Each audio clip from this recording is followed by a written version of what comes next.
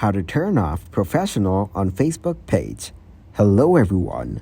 In this video, I will show you how to turn off professional on Facebook page. First of all, open up the Facebook application. Once you get into its app, click on Menu from the bottom right corner. Then, from here, tap to open your profile from the top of this page. When you get into your profile, tap on three dots beside your profile name. It will take you to Profile Settings. Then scroll down in Profile Settings, and you will find the Turn Profiles Mode Off option. Now click on this option from here.